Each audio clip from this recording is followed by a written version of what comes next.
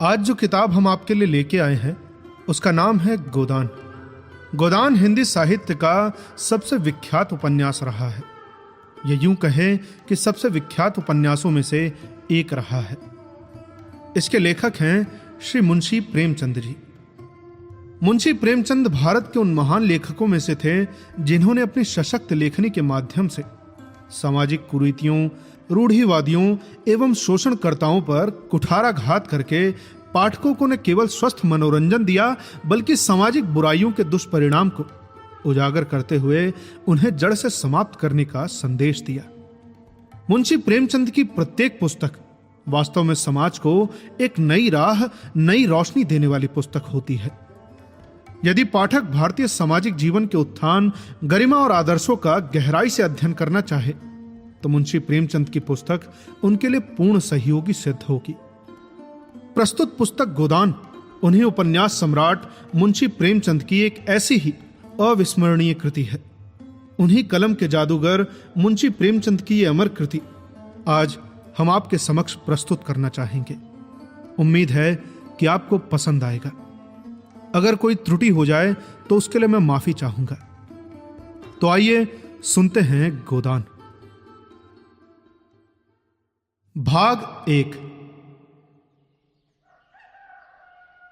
होरीराम ने दोनों बैलों को सानी पानी देकर अपनी पत्नी धनिया से कहा, अरे गोबर को ऊख गोड़ने भेज देना, मैं न जाने कब वापस आऊं।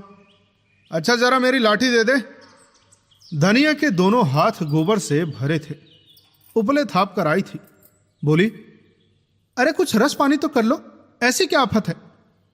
होरी ने अपने झुर्रियों से भरे हुए माथे को सिकोड़ कर कहा, तुझे रस पानी की लगी है, मुझे यह फिक्र है कि अबेर हो गई तो मालिक से भेंट ना होगी। स्नान पूजा करने लगेंगे तो घंटों बैठे बीत जाएगा। इसी से तो कहती हूं कुछ जलपान कर लो, और आज न जाओगे तो कौन नुकसान होगा। अभी तो परसों गए थे। तू जो बात नहीं समझती उसमें टांग क्यों अड़ाती है भाई। मेरी लाठी ला दे और अपना काम देख। ये इसी मिलते जुलते रहने का फल है कि अब तक जान बची हुई है, नहीं तो पता ना लगता कि कहां गए। गांव में इतने लोग तो हैं, किस पर बेदखली नहीं आई, किस पर कुड़की नहीं आई। जब दूसरे के पांव के नीचे अपनी गर्दन दबी हुई हो तो उन पांव को सहलाने में ही भला है। धनिया इतनी व्यवहार कुशल न थी। उसका सोचना था कि हमने जमींदार के खेत जोते हैं तो अपना लगान ही तो लेगा, उसकी खुशामद क्यों करे, उसके तलवे क्यों सहलाए। जबकि अपने विवाहित जीवन के इन 20 सालों में उसे अच्छी तरह अनुभव हो गया था कि कितना ही पेट तन काटो, भले ही एक एक कौड़ी को दांत से पकड़ो, मगर लगान बेबाक होना कठिन है। फिर भी वो हार न मानती थी और इस विषय पर स्त्री पुरुष में आए दिन संग्राम छिड़ा रहता था। उसके 6 संतानों में अब मात्र 3 जिंदा है। एक लड़का गोबर कोई 16 वर्ष का और 2 लड़कियां सोना और रूपा 12 और 8 साल की। 3 लड़के बचपन ही में मर गए। उसका मन आज भी कहता था कि यदि उनकी दवा दारू होती तो वो बच जाते। उसकी उम्र ही अभी क्या थी, 36वां ही साल तो लगा था, पर सारे बाल सफेद हो गए थे, चेहरे पर झुर्रियां पड़ गई थी। वो सुंदर गेहुआ रंग संवला गया था और आंखों से भी कम दिखने लगा था। पेट की चिंता ही के कारण तो इस जीर्ण स्थायी जीर्णावस्था ने उसके आत्मसम्मान को उदासीनता का रूप दे दिया था। जिस गृहस्थी में पेट भर रोटियां भी न मिले उसके लिए इतनी खुशामद क्यों। इस परिस्थिति से उसका मन हमेशा विद्रोह किया करता था और 2-4 घुड़कियां खा लेने पर ही उसे सत्यता का ज्ञान होता था। उसने परास्त होकर होरी की लाठी, मिर्जई, जूते, पगड़ी और तमाकू का बटुआ लाकर सामने पटक दिए। होरी ने उसकी तरफ आंखें तरेर कर कहा, अरे क्या ससुराल जाना है जो 5 पोशाक लाई है, और ससुराल में भी तो कोई जवान साली सहज नहीं बैठी है अब जिसे पहन कर दिखाऊं। होरी के गहरे सांवले पिचके हुए मुख पर मुस्कुराहट की मृदुता झलक पड़ी। धनिया ने शर्माते हुए कहा, हाँ, ऐसे ही तो बड़े सजीले जवान हो कि साली सलहजे तुम्हें देखकर रीझ जाएंगी। तो क्या तू समझती है मैं वृद्ध हो गया? अरे अभी तो 40 भी नहीं हुए, मर्द 60 पर पाठे होते हैं। हाँ, जाकर आईने में मुंह देखो। तुम जैसे मर्द साठे पर पाठे नहीं होते। दूध घी अंजन लगाने को तो मिलता नहीं, पाठे होंगे। अरे तुम्हारी हालत देख देख कर तो मैं और भी सूखी जाती हूं कि भगवान जाने ये बुढ़ापा कैसे कटेगा, किसके दरवाजे पर भीख मांगेंगे। होरी की यह क्षणिक मृदुता यथार्थ की इस आंच में मानो झुलस गई। लकड़ी संभालता हुआ बोला, 60 तक पहुंचने से पहले ही चल देंगे। धनिया ने तिरस्कार किया, अच्छा रहने दो, जब भी निकालोगे मुंह से अशुभ निकालोगे। तुमसे तो कोई अच्छी बात भी कहो तो लगते हो कोसने। होरी कंधे पर लाठी रखकर घर से निकला तो धनिया दरवाजे पर खड़ी उसे देर तक देखती रही। उसके इन निराशा भरे शब्दों ने हृदय में आतंकमय कंपन डाल दिया था। वो जैसे अपने नारित्व के संपूर्ण तप तथा व्रत से अपने पति को अभय दान दे रही थी। उसके अंतःकरण से जैसे आशीर्वादों का व्यूह सा निकलकर होरी को अपने भीतर छिपाए लेता था। इन असंगत शब्दों ने यथार्थ के निकट होने पर भी जैसे झटका देकर उसके हाथ से वो तिनके का सहारा छीन लेना चाहा, बल्कि वास्तविकता के निकट होने के कारण ही उसमें इतनी वेदना शक्ति आ गई थी। काना कहने से काने को जो कष्ट होता है वो क्या 2 आंखों वाले आदमी को हो सकता है? होरी कदम बढ़ाए चला जाता था। पगडंडी के दोनों तरफ ऊख के पौधों की लहलहाती हुई हरियाली देखकर उसके मन ने कहा, भगवान कहीं गौ से वर्षा कर दे और डांडी भी सुभीते से रहे तो एक गाय अवश्य लेगा। देशी गाय तो न दूध दे न उनके बछड़े ही किसी काम के हों। बहुत हुआ तो तेली के कोल्हू में चले। नहीं, वो पछाई गाय लेगा, उसकी बहुत सेवा करेगा। कुछ नहीं तो 4-5 सेर दूध होगा। गोबर दूध के लिए तरस तरस कर रह जाता है। इस आयु में न खाया पिया तो फिर कब खाएंगे? वर्ष भर भी दूध पी ले तो देखने लायक हो जाए। बछुए भी अच्छे बैल निकलेंगे, 200 से कम की गोई न होगी। और फिर गऊ से ही दरवाजे की शोभा है। सवेरे सवेरे गऊ के दर्शन हो जाएं तो क्या कहना। न जाने कब ये इच्छा पूरी होगी, जाने कब वो शुभ दिन आएगा। हर एक गृहस्थ की तरह होरी के मन में भी गौ की लालसा चीरकाल से संचित चली आती थी। यही उसके जीवन का सबसे बड़ा जवाब, सबसे बड़ी साध थी। बैंक सूद से चैन करने या जमीन खरीदने या महल बनवाने की विशाल आकांक्षाएं उसके नन्हे से दिल में कैसे समाती। जेठ का सूर्य आमों के झुरमुट से निकलकर आसमान पर छाई लालिमा को अपने रजत प्रताप से तेज करता हुआ ऊपर चढ़ रहा था और हवा में गर्मी आने लगी थी। दोनों तरफ खेतों में काम करने वाले किसान उसे देखकर प्रणाम करते और सम्मान भाव से चीलम पीने का निमंत्रण देते थे। पर होरी को इतना अवकाश कहां था। उसके भीतर बैठी हुई सम्मान लालसा ऐसा आदर पाकर उसके सूखे मुख पर गर्व की झलक उत्पन्न कर रही थी। मालिकों से मिलते जुलते रहने का ही तो प्रसाद है कि सब उसका आदर करते हैं, वरना उसे कौन पूछता। अब 5 बीघे के किसान की बिसात ही क्या। ये कम इज्जत नहीं है कि 3-3, 4-4 हल वाले महतो भी उसके समक्ष सिर झुकाते हैं। अब वो खेतों के बीच पगडंडी छोड़कर एक खलेटी में आ गया था, जहां वर्षा का पानी भर जाने के कारण तरी रहती थी और जेठ में कुछ हरियाली दिखाई देती थी। आसपास के गांवों की गायें यहां चरने आया करती थीं। उस वक्त भी यहां की हवा में कुछ ताजगी और ठंडक थी। होरी ने 2-3 सांसें जोर से ली। उसके मन में आया कुछ देर यहीं बैठ जाए, दिन भर तो लू लपेट में मरना ही है। कई किसान इस गड्ढे का पट्टा लिखाने को तैयार थे, बड़ी रकम देते थे, पर ईश्वर भला करे राय साहब का कि उन्होंने स्पष्ट कह दिया, यह जमीन जानवरों की चराई के लिए छोड़ दी गई है और किसी दाम पर भी न उठाई जाएगी। राय साहब अभी तक पुरानी मर्यादा निभाते आते हैं। जो मालिक प्रजा को न पाले वो भी कोई इंसान है। सहसा उसने देखा भोला अपनी गाय लिए इसी ओर चला आ रहा है। भोला इसी गांव से मिले हुए पूर्वे का ग्वाला था और दूध मक्खन का काम करता था। अच्छा दाम मिल जाने पर कभी कभी किसानों को गाय भी बेच देता था। होरी का मन उन गायों को देखकर ललचा गया। यदि भोला वो आगे वाली गाय उसे दे दे तो क्या कहना, रुपए आगे पीछे देता रहेगा। वो जानता था घर में रुपए नहीं है, अभी तक लगान नहीं दिया जा सका। विशेषर साह का देन भी शाप है जिस पर आने रुपए का सूत चढ़ रहा है। लेकिन दरिद्रता में जो एक प्रकार की अदूरदर्शिता होती है, वो निर्लज्जता के तकाजे, गाली तथा मार से भी भयभीत नहीं होती। वो भोला के समीप जाकर बोला, राम राम भोला भाई, कहो क्या रंग ढंग है, सुना आपकी मेले से बढ़िया गाय लाए हो। भोला ने रुखाई से उत्तर दिया। होरी के मन की बात उसने ताड़ ली थी। हाँ, 2 बछिया और 2 गाय लाया। पहले वाली गाय सभी सूख गई थी, अब बंधी पर दूध न पहुंचे तो गुजर कैसे हो। होरी ने आगे वाली गाय के पुट्ठे पर हाथ रखकर कहा, दुधारू तो लगती है भाई, कितने में ली। भोला ने शान जमाई, अब की बाजार बहुत तेज रहा, मैं तो इसके 80 रुपए देने पड़े। 80। आंखें निकल गई मेरी तो। अरे 30-30 रुपए तो दोनों कलोरों को दिए, उस पर ग्राहक रुपए का 8 सेर दूध मांगता है।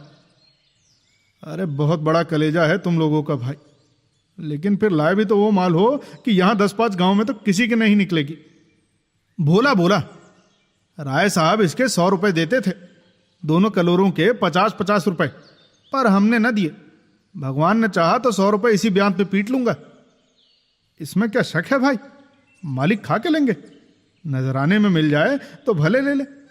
अब ये तो तुम ही लोगों का गुर्दा है भाई कि अंजुली भर रुपए तकदीर के भरोसे गिन देते हो। और एक मेरा मन है कि चाहता है कि इसके दर्शन करता रहूं। धन्य है तुम्हारा जीवन कि गऊं की इतनी सेवा करने का सौभाग्य मिला। और हमें देखो, हमें तो गाय का गोबर भी मयस्सर नहीं। गृहस्थ के घर में एक गाय भी न हो तो कितनी शर्म की बात है। साल के साल व्यतीत हो जाते हैं, गोरस के दर्शन नहीं होते। घर वाली बार बार कहती है, भोला भैया से क्यों नहीं कहते, और मैं कह देता हूं कभी मिलेंगे तो कहूंगा। कहती है कि ऐसा आदमी ही नहीं देखा कि जब बात करेंगे नीची आंख करके, कभी सिर नहीं उठाते। भोला बोला, अरे आदमी वही है होरी भाई जो औरों की बहू बेटी को अपनी बहू बेटी समझे। जो दुष्ट किसी महरिये की तरफ ताके उसे तो गोली मार देनी चाहिए। ये तो तुमने लाख रुपए की बात कह दी भाई। बस सज्जन वही जो औरों की आबरू को अपनी आबरू समझे। जिस प्रकार मर्द के मर जाने से औरत अनाथ हो जाती है, उसी तरह औरत के मर जाने से आदमी के हाथ पांव टूट जाते हैं। मेरा तो घर ही उजड़ गया, मैं तो कोई एक लोटा पानी देने वाला भी न बचा। पिछले वर्ष भोला की स्त्री लू लग जाने से मर गई थी। यह होरी जानता था, लेकिन 50 बरस का खंखड़ भोला अंदर से इतना स्निग्ध है, वो यह नहीं जानता था। स्त्री की लालसा उसकी आंखों से सबल हो गई थी। होरी को आसन मिल गया। उसकी व्यवहारिक कृषक बुद्धि सजग हो उठी। अरे पुरानी मसल असत्य थोड़ी है भाई, बिन घरनी घर भूत का डेरा। कहीं सगाई क्यों नहीं ठीक कर लेते। ताक में तो हूं मैं तो, पर कोई जल्दी फंसता नहीं। अब जैसी भगवान की मर्जी। चलो अब मैं भी फिक्र में रहूंगा, प्रभु चाहेंगे तो जल्दी घर बस जाएगा। अरे बस यही समझ लो कि उबड़ जाऊंगा भैया। घर में खाने को प्रभु का दिया बहुत है।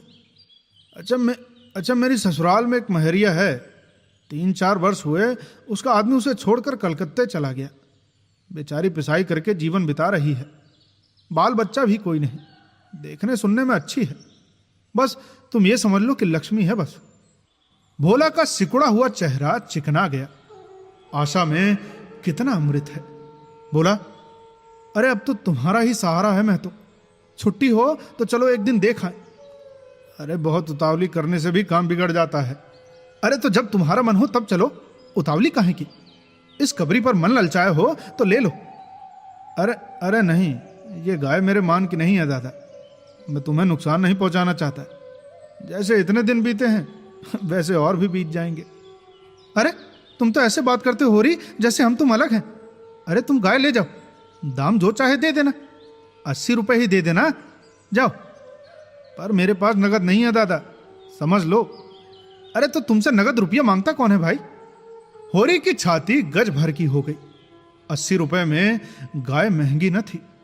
ऐसी बढ़िया डील डॉल, दोनों समय में 6-7 सेर दूध, सीधी ऐसी कि बच्चा भी दूल्हे। इसका तो एक एक बछड़ा 100-100 का होगा। जब दरवाजे पर बंधेगी तो द्वार की शोभा बढ़ जाएगी। उसे अभी कोई 400 रुपए देने थे, लेकिन उधार को वो एक प्रकार से मुफ्त समझता था। कहीं भोला की सगाई ठीक हो गई तो 1-2 साल वो बात भी नहीं करेगा, और सगाई ना भी हुई तो होरी का क्या बिगड़ता है? क्या होगा? भोला बार बार तकादा करने आएगा, बिगड़ेगा, गालियां देगा। लेकिन होरी को इसकी ज्यादा चिंता न थी। भोला के साथ वो छल कर रहा था, और यह व्यापार उसकी मर्यादा के अनुकूल था। अब भी लेन देन में उसके लिए लिखा पढ़ी होने तथा न होने में कोई अंतर न था। सूखे बूढ़े की विपदाएं उसके मन को भीरू बनाए रखती थी। ईश्वर का रौद्र रूप हमेशा उसके सामने रहता था, पर यह छल उसकी नीति में न था। यह मात्र स्वार्थ सिद्धि था, और यह कोई बुरी बात न थी। इस प्रकार का छल तो वो दिन रात करता रहता था। घर में 2-4 रुपए पड़े रहने पर भी महाजन के सामने कसमें खा जाता था कि एक पाए भी नहीं है। सन को कुछ गीला कर देना और रुई में कुछ बिनोले भर देना उसकी नीति में जायज था। और यहां तो केवल स्वार्थ न था, थोड़ा सा मनोरंजन भी था। बुढ़ू का बुढ़ भस हास्यास्पद वस्तु है, और ऐसे बुढ़ों से अगर कुछ ऐंठ भी लिया जाए तो कोई दोष पाप नहीं। भोले ने गाय की पगाहिया होरी के हाथ में थमाते हुए कहा, अरे ले जाओ महतो, तुम भी क्या याद करोगे?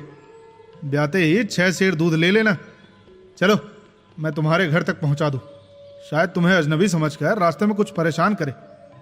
अब तुमसे सच कहता हूं, मालिक 90 रुपए देते थे, पर उनके वहां गायों की क्या कदर। मुझसे लेकर किसी हाकिम हुक्काम को दे देते। अब हाकिमों को गौ की सेवा से क्या अर्थ? जब तक दूध देती रखते, फिर किसी के हाथ बेच देते। अब किसके पल्ले पड़ती कौन जाने। रुपया ही सर्वस्व नहीं है भैया, कुछ अपना धर्म भी तो है। तुम्हारे घर आराम से रहेगी तो ये ना होगा कि तुम खाकर सो रहो तथा गौ भूखी खड़ी रहे। उसकी सेवा करोगे, चुमकारोगे, गौ हमें आशीर्वाद देगी। तुमसे क्या कहूं भैया, घर में चंगुल भर भूसा नहीं रहा। पैसे सब बाजार में निकल गए। सोचा था महाजन से कुछ लाकर भूसा ले लेंगे, पर महाजन का पहला ही न चुका। उसने इनकार कर दिया। इतने जानवरों को क्या खिलाए, यही फिकर मारे डालती है। चुटकी चुटकी भर भी खिलाऊं तो मन भर नित्य का खर्च है। अब तो भगवान ही पार लगाए तो लगे। होरी ने सहानुभूति के स्वर में कहा, तुमने मुझसे पहले क्यों नहीं कहा? हमने एक गाड़ी भूसा बेच दिया। भोला ने माथा ठोक कर कहा, इसलिए नहीं कहा भैया कि सबसे अपना दुखड़ा क्यों रो। बांटता कोई नहीं, हंसते सब है। जो गाय सूख गई है, पत्ती सत्ती खिलाकर जिला लूंगा, पर अब ये तो रातिब बिना नहीं रह सकती। अगर तुमसे हो सके तो 10-20 रुपए भूसे हेतु दे दो। किसान पक्का स्वार्थी होता है, इसमें शक नहीं। उसकी गांठ से रिश्वत के पैसे बड़ी मुश्किल से निकलते हैं। भाव ताव में भी वो चौकस होता है। ब्याज का एक एक पैसा छुड़ाने के लिए चिरोरी करता है। जब तक पक्का विश्वास न हो जाए वो किसी के फुसलाने में नहीं आता। लेकिन उसका संपूर्ण जीवन प्रकृति से स्थायी सहयोग है। वृक्षों में फल लगते हैं, उन्हें जनता खाती है। खेतों में अनाज होता है, वो संसार के काम आता है। गाय के थन में दूध होता है, वो खुद पीने नहीं जाती, दूसरे ही पीते हैं। मेघों से वर्षा होती है, उससे धरती तृप्त होती है। ऐसी संगति में कुत्सिल स्वार्थ के लिए कहां जगह है। होरी किसान था, और किसी के जलते हुए घर में हाथ सेकना उसने कभी न सीखा था। भोला की संकट कथा सुनते ही उसके मनोभाव बदल गए। पगहिया को भोले के हाथ में लौटाता हुआ बोला, रुपए तो दादा मेरे पास नहीं है। हां, थोड़ा सा भूसा जरूर है, वो तुम्हें दूंगा, चलकर उठवा लो। अब भूसे के लिए तुम गाय बेचोगे और मैं लूंगा? मेरे हाथ में कट जाएंगे। भोला ने आर्द्र कंठ से कहा, अरे तुम्हारे बैल भूखों न मरेंगे? तुम्हारे पास भी कौन सा ऐसा बहुत सा रखा है? नहीं दादा, अब की भूसा बढ़िया हो गया था। मैंने तुमसे नाहक ही भूसे की बात की। अरे लो, तुम न कहते और पीछे से मुझे मालूम होता तो मुझे बड़ा दुख होता कि तुमने मुझे इतना गैर समझ लिया। मौका पड़ने पर भाई की मदद भाई भी न करे तो काम कैसे चले? तो फिर ये गाय ले जाओ। अरे अरे अभी नहीं दादा, फिर कभी ले लूंगा। अच्छा तो भूसे की कीमत दूध में कटवा लेना। होरी ने दुखित स्वर में कहा। दाम कौड़ी की इसमें कौन बात है दादा, मैं एक दो समय तुम्हारे घर खा लूं तो तुम मुझसे कीमत मांगोगे? पर तुम्हारे बैल भूखे मरेंगे कि नहीं? अरे प्रभु कोई ना कोई राह निकालेंगे ही, आषाढ़ सिर पर है, कड़वी बोलूंगा। मगर ये गाय तुम्हारी हो गई, जिस रोज मन हो आकर ले जाना। अरे किसी भाई का नीलाम पर चढ़ा हुआ बैल लेने में जो पाप है, वो इस वक्त तुम्हारी गाय लेने में है। होरी में बाल की खाल निकालने की शक्ति होती तो वो खुशी से गाय लेकर घर की राह लेता। बोला जब नकद रुपए नहीं मांगता तो स्पष्ट था कि वो भूसे के लिए गाय नहीं बेच रहा है, बल्कि इसका कुछ और आशय है। जैसे पत्तों के खड़कने पर घोड़ा अकारण ही ठिठक जाता है और मारने पर भी आगे पैर नहीं उठाता, वही दशा होरी की थी। संकट की चीज लेना पाप है, ये बात जन्मों जन्मों से उसकी आत्मा का हिस्सा बन गई थी। भोला ने प्रसन्न कंठ से कहा, तो भूसे के लिए किसी को भेज दूं? होरी ने जवाब दिया, अभी मैं राय साहब की ड्योढ़ी पर जा रहा हूं, वहां से घड़ी भर में लौटूंगा, तभी किसी को भेज देना। भोला की आंखों में आंसू भर आए। बोला, तुमने आज मुझे उबार लिया होरी भाई। मुझे अब मालूम हुआ कि मैं संसार में अकेला नहीं हूं, मेरा भी कोई हेतु है। एक पल के बाद उसने फिर कहा, उस बात को भूल न जाना। होरी आगे बढ़ा तो उसका मन प्रसन्न था। मन में एक विचित्र स्फूर्ति हो रही थी। क्या हुआ, 10-5 मन भूसा चला जाएगा, बेचारे को मुसीबत में पड़कर अपनी गाय तो न बेचनी पड़ेगी। जब मेरे पास चारा हो जाएगा तब गाय खोल लाऊंगा। प्रभु करे मुझे कोई महरिया मिल जाए, फिर तो कोई बात ही नहीं। उसने पीछे मुड़कर देखा। कबीर गाय पूंछ से मक्खियां उड़ाती, सिर हिलाती, मस्तानी मंद गति से झूमती चली जाती थी, जैसे बांदियों के बीच में कोई रानी हो। कितना शुभ होगा वो दिन जब वो कामधेनु उसके दरवाजे पर बंधेगी। अगला भाग सुनने से पूर्व मेरा आपसे अनुरोध है कि आप पहले के भाग जरूर सुन के आएं, उसके बाद ही अगला भाग सुने। तो चलिए कहानी में आगे की ओर चलते हैं। भाग 2। सिमरी और बिलारी दोनों अवध प्रांत के गांव हैं। जिले का नाम बताने की कोई जरूरत नहीं। होरी बिलारी में रहता है और राय साहब अमरपाल सिंह सिमरी में। दोनों गांवों में केवल 5 मील का अंतर है। पिछले सत्याग्रह संग्राम में राय साहब ने बड़ा यश कमाया था। काउंसिल की मेंबरी छोड़कर जेल चले गए थे। तब से उनके इलाके के असामियों को उनसे बड़ी श्रद्धा हो गई थी। यह नहीं कि उनके इलाके में असामियों के साथ कोई खास रियायत की जाती हो या फिर डांड और बेगारी की कड़ाई कुछ कम हो, मगर ये सारी बदनामी मुख्तारों के सिर जाती थी। राय साहब की कीर्ति पर कोई कलंक न लग सकता था। अब वो बेचारे भी तो उसी व्यवस्था के गुलाम थे। जाब्ते का काम तो जैसे होता चला आया है वैसा ही होगा। राय साहब की सज्जनता उस पर कोई असर न डाल सकती थी। इसलिए आमदनी और अधिकार में जौ भर की भी कमी न होने पर भी उनका यश मानो बढ़ गया था। असामियों से वो हंसकर बोल लेते थे, यही क्या कम है? सिंह का काम तो शिकार करना है। अगर वो गरजने और गुर्राने के बदले मीठी बोली बोल सकता तो उसे घर बैठे मनमाना शिकार मिल जाता। शिकार की खोज में जंगल में न भटकना पड़ता। राय साहब राष्ट्रवादी होने पर भी हुक्काम से मेल जोल बनाए रखते थे। उनकी नजरें और डालियां और कर्मचारियों की दस्तूरियां जैसी की तैसी चली आती थी। साहित्य और संगीत के प्रेमी थे, ड्रामा के शौकीन, अच्छे वक्ता थे, अच्छे लेखक, अच्छे निशानेबाज। उनकी पत्नी को मरे आज 10 साल हो चुके थे, मगर दूसरी शादी न की थी। हंस बोलकर अपने विधुर जीवन को बहलाते रहते थे। होरी ड्योढ़ी पर पहुंचा तो देखा जेठ के दशहरे के अवसर पर होने वाले धनुष यज्ञ की बड़ी जोरों से तैयारियां हो रही हैं। कहीं रंगमंच बन रहा था, कहीं मंडप, कहीं मेहमानों का आतिथ्य गृह, कहीं दुकानदारों के लिए दुकानें। धूप तेज हो गई थी, पर राय साहब खुद काम में लगे हुए थे। अपने पिता से संपत्ति के साथ साथ उन्होंने राम की भक्ति भी पाई थी और धनुष यज्ञ को नाटक का रूप देकर उसे शिष्ट मनोरंजन का साधन बना दिया था। इस अवसर पर उनके यार दोस्त, हाकिम, हुक्काम सभी निमंत्रित होते थे और 2-3 दिन इलाके में बड़ी चहल पहल रहती थी। राय साहब का परिवार बहुत विशाल था। कोई 150 सरदार एक साथ भोजन करते थे। कई चाचा थे, दर्जनों चचेरे भाई, कई सगे भाई, बीसियों नाते के भाई। एक चचा साहब राधा के अनन्य उपासक थे और बराबर वृंदावन में रहते थे। भक्ति रस के कितने ही कवित्त रच डाले थे और समय समय पर उन्हें छपवा कर दोस्तों को भेंट कर देते थे। एक दूसरे चाचा थे जो राम के परम भक्त थे और फारसी भाषा में रामायण का अनुवाद कर रहे थे।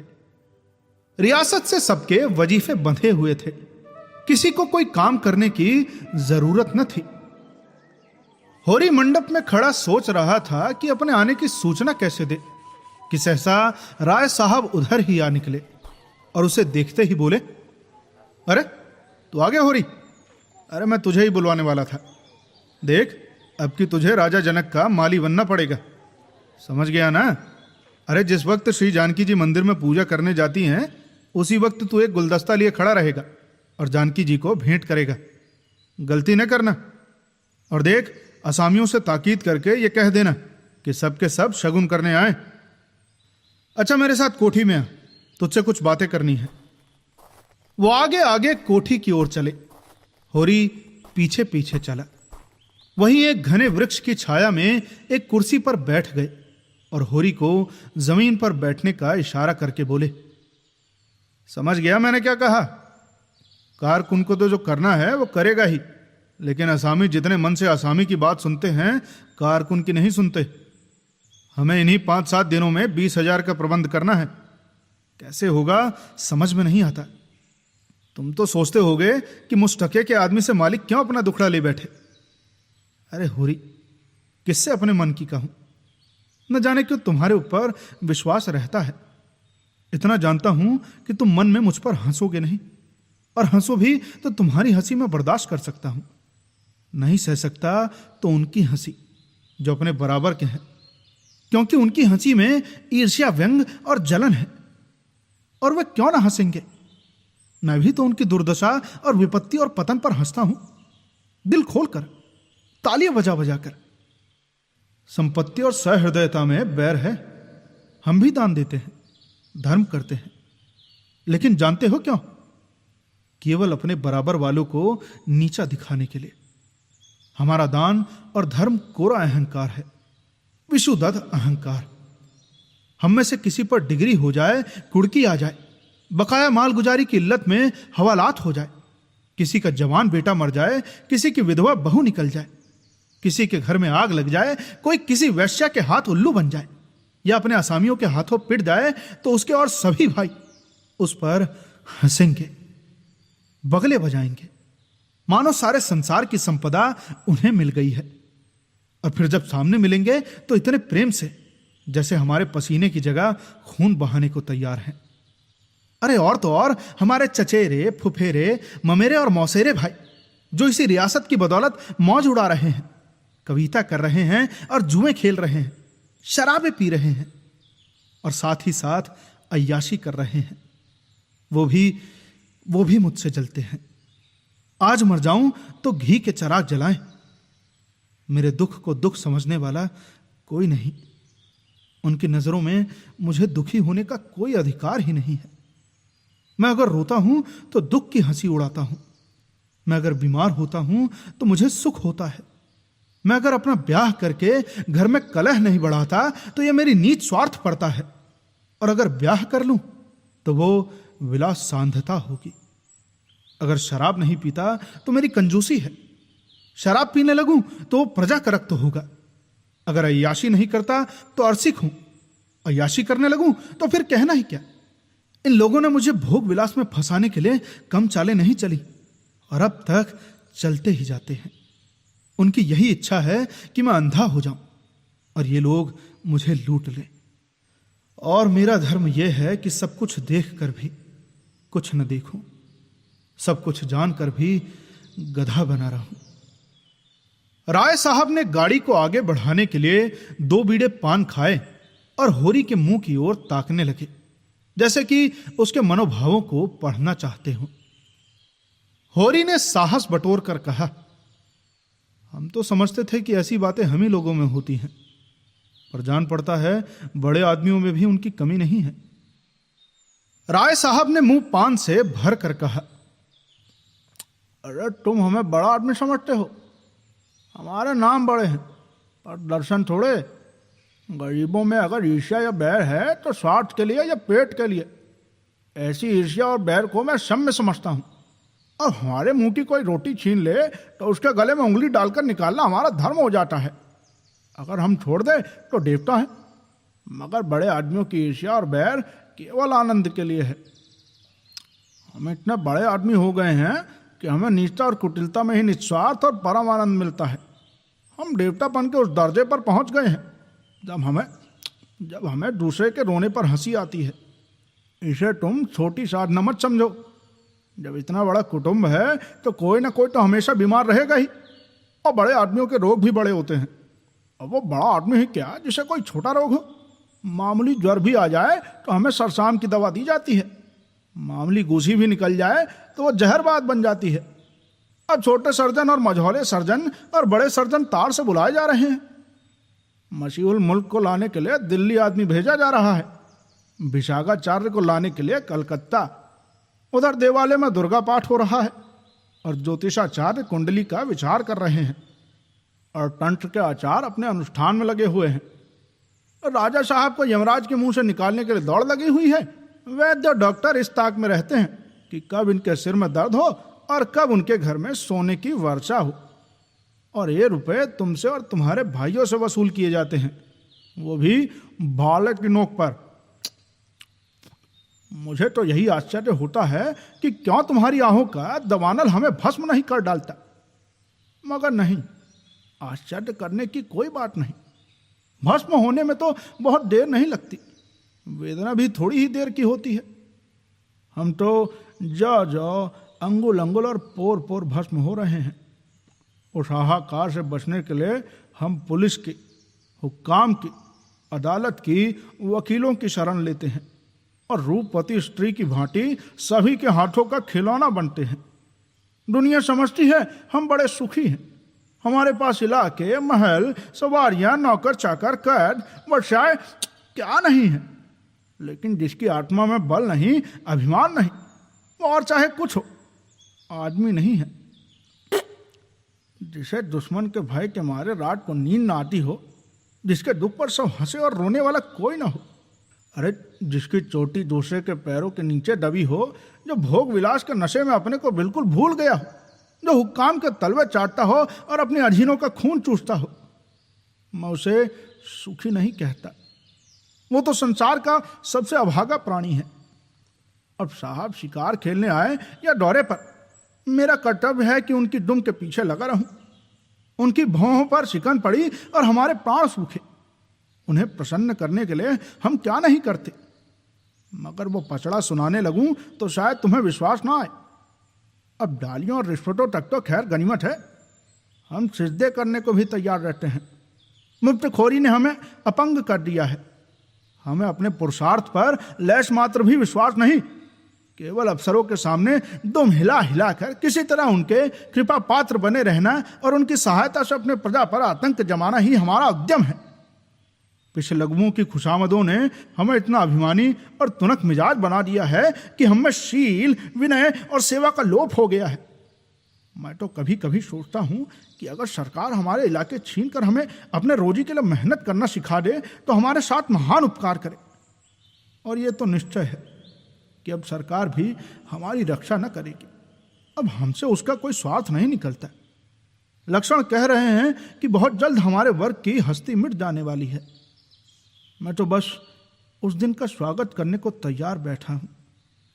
ईश्वर वो दिन जल्द लाए, हमारे उद्धार का दिन होगा। हम परिस्थितियों के शिकार बने हुए हैं। ये परिस्थितियां ही हमारा सर्वनाश कर रही हैं, और जब तक संपत्ति की ये बेड़ी हमारे पैरों से न निकलेगी, जब तक ये अभिशाप हमारे सिर पर मंडराता रहेगा, हम मानवता का वो पद न पा सकेंगे जिस पर पहुंचना ही जीवन का अंतिम लक्ष्य है। राय साहब के माथे पर बल पड़ गए। आंखें निकाल कर बोले, अच्छा चलो, मैं इन दुष्टों को ठीक करता हूं। जब कभी खाने को नहीं दिया तो आज ये नई बात क्यों? एक आने रोज के हिसाब से मजूरी मिलेगी जो हमेशा मिलती रही है, और इस मजूरी पर काम करना होगा, सीधे करे या टेढ़े। फिर होरी की ओर देख कर बोले, अच्छा तुम जाओ होरी, अपनी तैयारी करो। जो बात मैंने कही है उसका ख्याल रखना। तुम्हारे गांव से मुझे कम 500 की आशा है। राय साहब झल्लाते हुए चले गए। होरी ने मन में सोचा, अभी ये कैसी कैसी नीति और धर्म की बातें कर रहे थे और एकाएक इतने गर्म हो गए। सूर्य सिर पर आ गया था। उसके तेज से अभिभूत होकर वृक्ष ने अपना पसार समेट लिया था। आकाश पर मटियाली गर्द छाई हुई थी और सामने की पृथ्वी कांपती हुई जान पड़ती थी। होरी ने अपना डंडा उठाया और घर चला। शगुन के रुपए कहां से आएंगे, यही चिंता उसके सिर पर सवार थी। भाग 3। होरी अपने गांव के समीप पहुंचा तो देखा अभी तक गोबर खेत में ऊख गोड़ रहा है और दोनों लड़कियां भी उसके साथ काम कर रही हैं। लू चल रही थी, बगुले उठ रहे थे, भूतल धधक रहा था, जैसे प्रकृति ने वायु में आग घोल दी हो। ये सब अभी तक खेत में क्यों है? क्या काम के पीछे सब जान देने पर तुले हैं? वो खेत की ओर चला और दूर से ही चिल्लाकर बोला, आता क्यों नहीं गोबर? क्या काम ही करता रहेगा? दोपहर ढल गई, कुछ सोचता है तुझे कि नहीं? उसे देखते ही तीनों ने कुदालें उठा ली और उसके साथ हो लिए। गोबर सांवला, लंबा, एक हरा युवक था जिसे इस काम में रुचि न मालूम होती थी। प्रसन्नता की जगह मुख पर असंतोष और विद्रोह था। वो इसलिए काम में लगा हुआ था कि वो दिखाना चाहता था कि उसे खाने पीने की कोई फिक्र नहीं है। बड़ी लड़की सोना लज्जाशील कुमारी थी, सांवली, सुडोल, प्रसन्न और चपल। गाढ़े की लाल साड़ी जिसे वो घुटने से मोड़कर कमर में बांधे हुए थी, उसके हल्के शरीर पर कुछ लदी हुई सी थी और उसे प्रौढ़ता की गरिमा दे रही थी। छोटी रूपा 5-6 साल की छोकरी थी, मैली, सिर पर बालों का एक घोंसला सा बना हुआ, एक लंगोटी कमर में बांधे, बहुत ही ढीठ और रोनी। रूपा ने होरी की टांगों में लिपट कर कहा, काका देखो, मैंने एक ढेला भी नहीं छोड़ा। बहन कहती है जब पेड़ तले बैठ। अरे ढेले ना तोड़े जाएंगे काका तो मिट्टी कैसे बराबर होगी? होरी ने उसे गोद में उठा प्यार करते हुए कहा, अरे तूने बहुत अच्छा किया बेटी, चल घर चले। कुछ देर अपने विद्रोह को दबाए रहने के बाद गोबर बोला, ये तुम रोज रोज मालिकों की खुशामद करने क्यों जाते हो? बाकी न चुके तो प्यादा आकर गालियां सुनाता है, बिगाड़ देनी ही पड़ती है। नजर नजराना सब तो हमसे भराया जाता है, फिर किसी की क्यों सलामी करो? इस समय यही भाव होरी के मन में भी आ रहे थे, लेकिन लड़के के इस विद्रोह भाव को दबाना जरूरी था। बोला, अरे सलामी करने न जाए तो रहे कहां? भगवान ने जब गुलाम बना ही दिया है तो अपना क्या बस है? ये इसी सलामी की बरकत है कि द्वार पर मड़ैया डाल ली और किसी ने कुछ नहीं कहा। घूरे ने द्वार पर खूंटा गाड़ा था जिस पर कारिंदों ने 2 रुपए डांड ले लिए थे। तलैया से कितनी मिट्टी हमने खोदी, कारिंदे ने कुछ कहा नहीं ना? दूसरा खोदे तो नजर देनी पड़े। अरे अपने मतलब के लिए सलामी करने जाता हूं, पाँव में सनीचर नहीं है और न सलामी करने में कोई बड़ा सुख मिलता है। घंटों खड़े रहो तब जाकर मालिक को खबर होती है, और उस पर भी कभी बाहर निकलते हैं तो कभी कहला देते हैं कि फुर्सत नहीं है। गोबर ने कटाक्ष किया, अरे बड़े आदमियों की हाँ में हाँ मिलाने में कुछ ना कुछ आनंद तो मिलता ही है। नहीं लोग मेंबरी के लिए क्यों खड़े हो? जब सिर पर पड़ेगी तब मालूम होगा बेटा अभी जो चाहे कह लो। पहले मैं भी यही सब बातें सोचा करता था, पर अब मालूम हुआ कि हमारी गर्दन दूसरों के पैरों के नीचे दबी हुई है, अकड़ कर निभा नहीं हो सकता। पिता पर अपना क्रोध उतार कर गोबर कुछ शांत हो गया और फिर चुपचाप चलने लगा। सोना ने देखा रूपा बाप की गोद में चढ़ी बैठी है तो उसे ईर्ष्या हुई। उसे डांट कर बोली, अब गोद से उतरकर पांव पांव क्यों नहीं चलती? क्या पांव टूट गए हैं? रूपा ने बाप की गर्दन में हाथ डालकर ढिठाई से कहा, न उतरेंगे, जाओ। काका, बहन हमको रोज चिढ़ाती है कि तू रूपा है, मैं सोना हूं, मेरा नाम कुछ और रख दो बस। होरी ने सोना को बनावटी रोष से देख कर कहा, तू इसे क्यों चिढ़ाती है सोनिया? सोना तो देखने को है, निभा तो रूपा से होता है। अब रूपा ना हो तो रुपए कहां से बने, बता। सोना ने अपने पक्ष का समर्थन किया। सोना ना हो तो मोहर कैसे बने, नथुनिया कहां से आए, कंठा कैसे बने। गोबर भी इस विनोदमय विवाद में शरीक हो गया। रूपा से बोला, रूपा तू कह दे कि सोना तो सूखी पत्ती की तरह पीला होता है, रूपा तो उजला होता है, उजला जैसे सूरज। तभी सोना बोली, शादी ब्याह में पीली साड़ी पहनी जाती है, उजली साड़ी कोई नहीं पहनता। रूपा इस दलील से परास्त हो गई। गोबर और होरी की कोई दलील इसके सामने न ठहर सकी। उसने शुभ आंखों से होरी को देखा। होरी को एक नई युक्ति सूझ गई। बोला, अरे सोना बड़े आदमियों के लिए है, हम गरीबों के लिए तो रूपा ही है।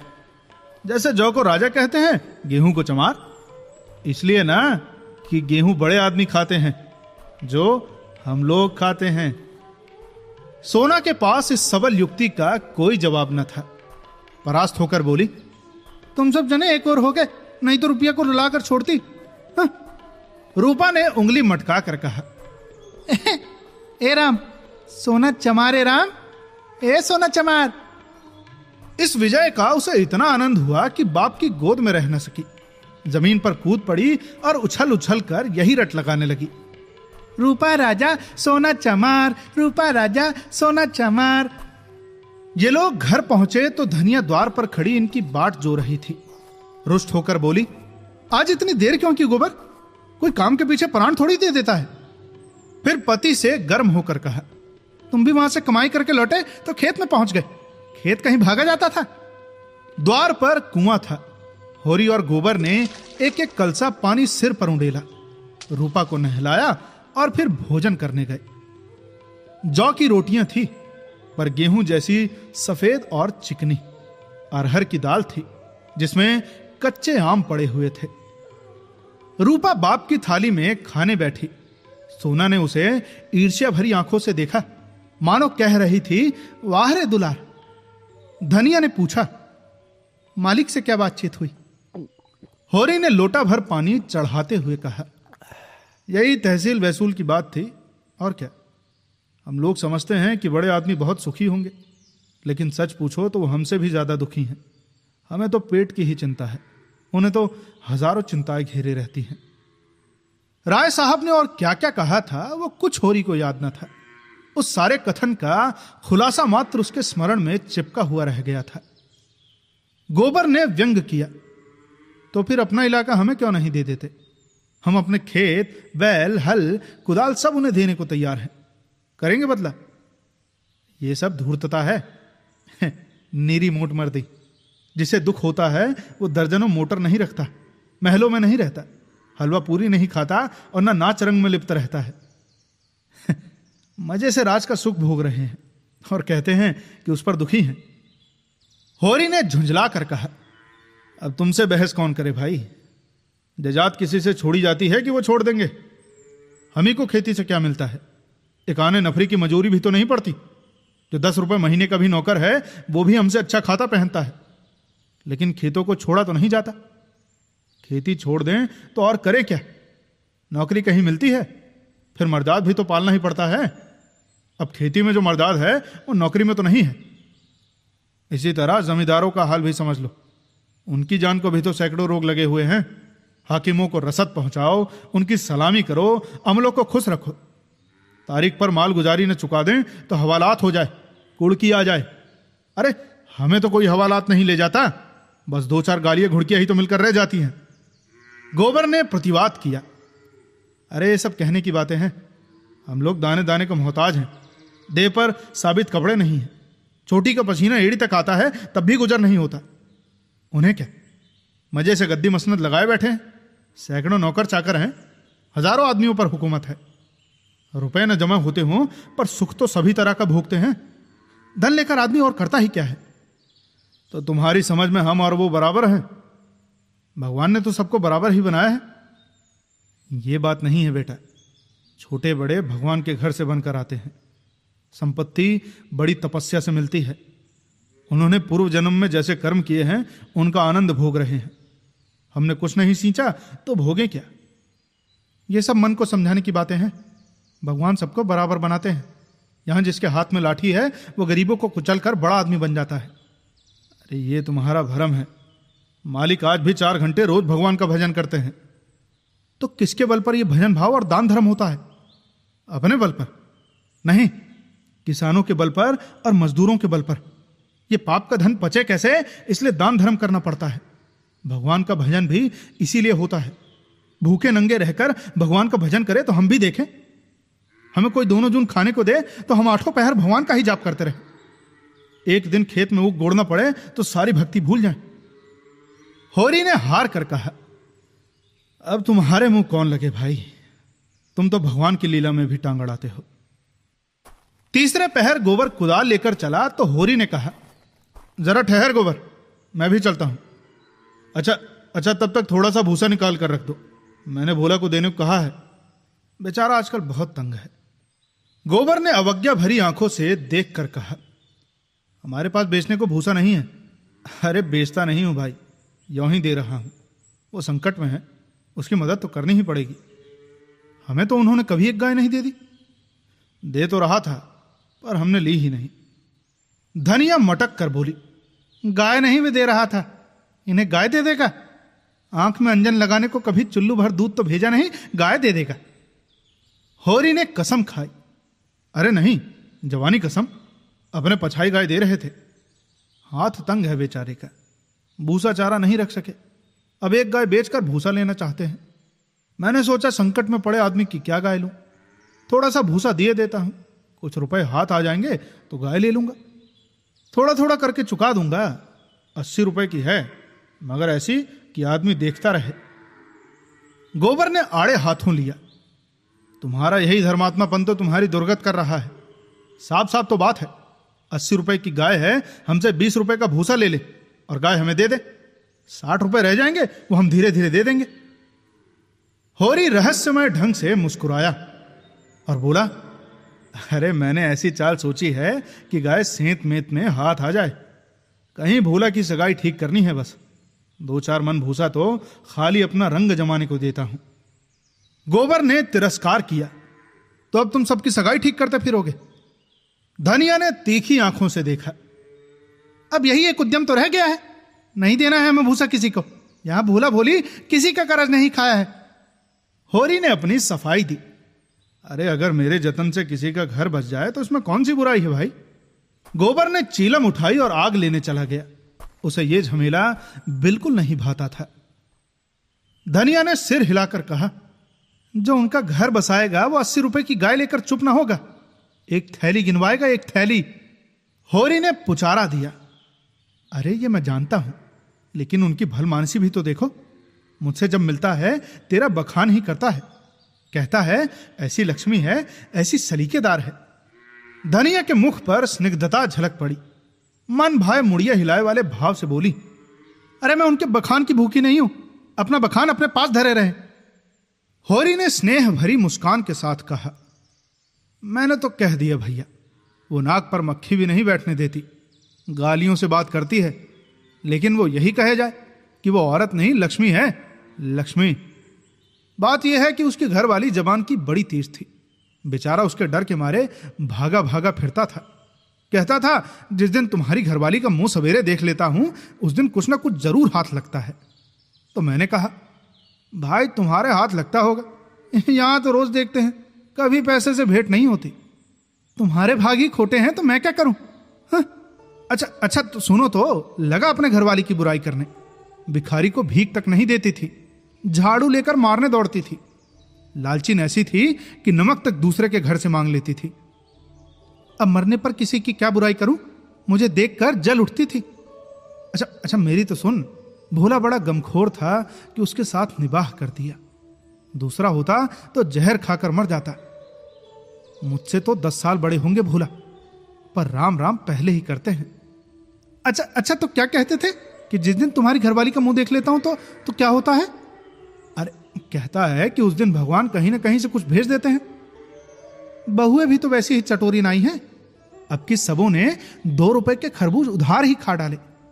बस उधार मिल जाए, फिर उन्हें चिंता नहीं होती कि देना पड़ेगा या नहीं। अरे भोला रोता काहे को है फिर? गोबर आकर बोला दादा आप पहुंचे है बाबा, मन दो मन भूसा है, वो उन्हें दे दो, फिर उनकी सगाई ढूंढने निकलो। धनिया ने समझाया। अरे आदमी द्वार पर बैठा है, उसके लिए खाट वाट तो नहीं डाल दी, ऊपर से लगे भुनभुनाने। अरे कुछ तो भलमनसी सीखो। कलसा ले जाओ, पानी भर कर रख दो, हाथ मुंह धोए कुछ रस पानी पिला दो। अब मुसीबत में ही आदमी दूसरों के सामने हाथ फैलाता है। होरी बोला, अरे रसवस का काम नहीं है, कौन कोई पाहुने हैं। धनिया बिगड़ी। अच्छा पाहुने और कैसे होते हैं? रोज रोज तो तुम्हारे द्वार पर नहीं आते हैं। इतने दूर से धूप धाप में आए हैं, प्यास लगी ही होगी। रुपया देख डब्बे में तंबाकू है कि नहीं। गोबर के मारे काहे की बची होगी। अच्छा दौड़कर 1 पैसे की तंबाकू साहूआइन की दुकान से ले ले। भोला की आज जितनी खातिर हुई और कभी न हुई होगी। गोबर ने खाट डाल दी, सोना रस घोल लाई, रूपा तंबाकू भर लाई। धनिया द्वार पर किवाड़ की आड़ में खड़ी अपने कानों से अपने बखान सुनने के लिए अधीर हो रही थी। तभी भोला ने चीलम हाथ में लेकर कहा, अच्छी घरनी घर में आ जाए तो समझ लो लक्ष्मी आ गई। अब वही जानती है कि छोटे बड़े का आदर सत्कार कैसे करना चाहिए। धनिया के हृदय में उल्लास का कंपन हो रहा था। चिंता और निराशा और अभाव से आहत आत्मा इन शब्दों में एक कोमल शीतल स्पर्श का अनुभव कर रही थी। होरी जब भोला का खांचा उठाकर भूसा लाने अंदर चला तो धनिया भी पीछे पीछे चली। होरी ने कहा, जाने कहां से इतना बड़ा खांचा मिल गया, किसी बड़ भूंजे से मांग लिया होगा। मन भर से काम न भरेगा, 2 खांचे भी दिए तो 2 मन निकल जाएंगे। धनिया फूली हुई थी, मलामत की आंखों से देखती हुई बोली, या तो किसी को न्योता न दो और 2 तो भरपेट खिलाओ। अब तुम्हारे पास फूल पत्र लेने थोड़े ही आए हैं कि चंगेरी लेकर चलते। देते ही हो तो 2-3 खांचे दे दो। भला आदमी लड़कों को क्यों नहीं लाया, अकेले कहां तक ढोएगा, जान निकल जाएगी। अब 3 खांचे तो मेरे दिए ना दिए जाएंगे, तब क्या 1 खांचा देकर टालोगे? गोबर से कह दो अपना खांचा भरकर उनके साथ चला जाए। अरे गोबर ऊख गोड़ने जा रहा है, एक दिन न गोड़ने से ऊख सूख न जाएगी। तुम भी गजब बात करती हो। ये तो उनका काम था कि किसी को अपने साथ ले आते। भगवान के दिए 2-2 बेटे हैं, न होंगे घर पर, दूध लेकर बाजार गए होंगे। भाई ये तो अच्छी दिल लगी है कि अपना माल भी दो और उसे घर तक पहुंचा भी दो। लाद दे लदा दे और फिर लादने वाला साथ कर दे। अच्छा भाई कोई मत जाए, मैं पहुंचा दूंगी। बड़ों की सेवा करने में लाज नहीं है। और 3 खांचे उन्हें दे दूं तो अपने बैल क्या खाएंगे? ये सब तो नेता देने से पहले ही सोच लेना था ना हो तो तुम और गोबर दोनों जने चले जाओ। अरे धनिया मुरब्बत की तरह की जाती है, अपना घर उठाकर नहीं दे दिया जाता। अभी जमींदार का प्यादा आ जाए तो अपने सिर पर भूसा लाद कर पहुंचाओगे तुम, तुम्हारा लड़का लड़की और सब, और वहां शायद मंदोमन लकड़ी भी गाड़नी पड़े। अरे जमींदार की बात और है। हाँ वहां डंडे की जोर से जो काम लेते हैं, उसके खेत नहीं जोतते। खेत जोतते हैं तो लगान नहीं देते। अच्छा भाई जान न खा, हम दोनों चले जाएंगे। कहां से कहां मैंने इन्हें भूसा देने को कह दिया। या तो चलेगी नहीं, या चलेगी तो दौड़ने लगेगी। तीनों खांचे भूसे से भर दिए गए। गोबर कुढ़ रहा था। उसे अपने बाप के व्यवहारों में जरा भी विश्वास न था। वो समझता था ये जहां जाते हैं वहीं कुछ न कुछ घर से खो आते हैं। धनिया प्रसन्न थी। रहा होरी वो धर्म और स्वार्थ के बीच में डूब उतर रहा था। होरी और गोबर मिलकर खांचा बाहर लाए। भोला ने तुरंत अपने अंगोछे का बीड़ बनाकर सिर पर रखते हुए कहा, होरी भाई मैं इसे रखकर अभी भाग आता हूं, एक खांचा और लूंगा। होरी बोला, अरे एक नहीं, अभी 2 और भरे धरे हैं, और तुम्हें ना आना पड़ेगा। मैं और गोबर एक एक खांचा लेकर तुम्हारे साथ ही चलते हैं। भोला स्तंभित हो गया। होरी उसे अपना भाई, बल्कि उससे भी निकट जान पड़ा। उसे अपने भीतर एक ऐसी तृप्ति का अनुभव हुआ जिसने मानो उसके संपूर्ण जीवन को हरा कर दिया। तीनों भूसा लेकर चले तो राह में बातें होने लगी। भोला ने पूछा, दशहरा आ रहा है, मालिकों के द्वार पर तो बड़ी धूमधाम होगी। हां, तंबू सामियान गड़ गया है। अब की लीला में मैं भी काम करूंगा। राय साहब ने कहा है कि तुम्हें राजा जनक का माली बनना पड़ेगा। मालिक तुमसे बहुत खुश हैं, बस उनकी दया है। एक क्षण के बाद भोला ने फिर पूछा, सगुन करने के लिए कुछ रुपए का जुगाड़ कर लिया है? अब माली बन जाने से तो गला न छूटेगा। होरी ने मुंह का पसीना पोंछ कर कहा, उसी की चिंता तो मार डालती है दादा। अनाज तो सबका सब खलिहान में ही तुल गया। जमींदार ने अपना लिया, महाजन ने अपना लिया। मेरे लिए 5 सेर अनाज बच रहा। ये भूसा तो मैंने रातों रात ढोकर छिपा दिया था, नहीं तो तिनका भी न बचता। जमींदार तो एक ही है, मगर महाजन 3-3 है। सहुआइन अलग और मंगरू अलग, और फिर दाता दीन पंडित अलग। किसी का ब्याज भी पूरा न चुका। जमींदार के भी आधे रुपए बाकी पड़ गए। सहुआइन से फिर रुपए उधार लिए तो काम चला। सब तरह किफायत करके देख लिया भैया, कुछ नहीं होता। हमारा जन्म इसलिए हुआ है कि अपना रक्त बहाएं और बड़ों का घर भरे। मूल का दुगना सूद भर चुका, पर मूल ज्यों का त्यों सिर पर सवार है। लोग कहते हैं कि शादी गमी में, तीरथ बारात में हाथ बांध कर खर्च करो, मुदा रास्ता कोई नहीं दिखाता। राय साहब ने बेटे के ब्याह में 20,000 लुटा दिए, उनसे कोई कुछ नहीं कहता। मंगरू ने अपने बाप के करिया कर्म में 5,000 लगाए, उनसे कोई कुछ नहीं पूछता। वैसे ही मर्जाद तो सबकी है। भोला ने करुण भाव से कहा, अब बड़े आदमियों की बराबरी तुम कैसे कर सकते हो भाई? अरे आदमी तो हम भी हैं। कौन कहता है कि हम तुम आदमी हैं? हम में आदमियत है कहीं? आदमी वो है जिनके पास धन है, अख्तियार है, इलम है। हम लोग तो बैल हैं और जुतने के लिए पैदा हुए हैं। उस पर एक दूसरे को देख नहीं सकता। एका का नाम नहीं। एक किसान दूसरे के खेत पर न चढ़े तो कोई जागा कैसे करे? प्रेम तो संसार से उठ ही गया है। बूढ़ों के लिए अतीत के सुखों और वर्तमान के दुखों और भविष्य के सर्वनाश से ज्यादा मनोरंजक और कोई प्रसंग नहीं होता। दोनों मित्र अपने अपने दुखड़े रोते रहे। भोला ने अपने बेटों के करतूत सुनाए, होरी ने अपने भाइयों का रोना रोया, और तब एक कुएं पर बोझ रखकर पानी पीने के लिए बैठ गए। गोबर ने बनिए से लोटा और गगरा मांगा और पानी खींचने लगा। भोला ने सहृदयता से पूछा, अलगौजे के समय तो तुम्हें बड़ा रंज हुआ होगा। भाइयों को तो तुमने बेटों की तरह पाला था। होरी आर्द्र कंठ से बोला, कुछ न पूछो दादा, यही जी चाहता था कि कहीं जाके डूब मरूं। मेरे जीते जी सब कुछ हो गया। जिनके पीछे अपनी जवानी धूल में मिला दी, वही मेरे मुद्दई हो गए। और झगड़े की जड़ क्या थी? यही कि मेरी घरवाली हार में काम करने क्यों नहीं जाती। पूछो कि घर देखने वाला भी कोई चाहिए कि नहीं?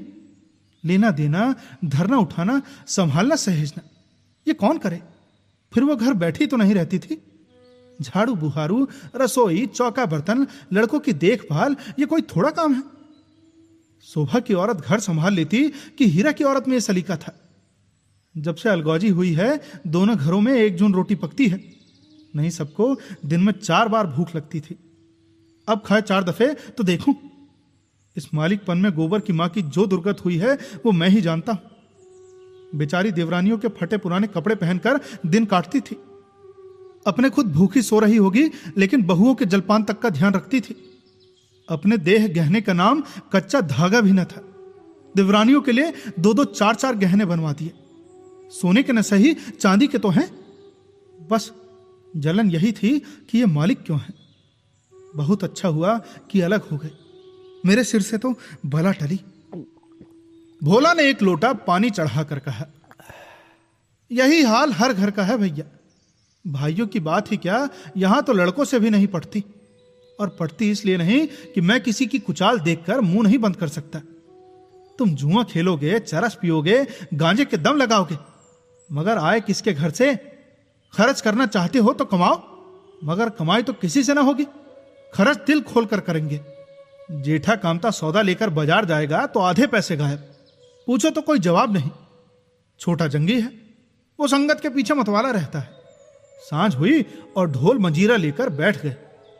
संगत को मैं बुरा नहीं कहता, गाना बजाना कोई ऐब नहीं, लेकिन ये सब काम फुर्सत के हैं।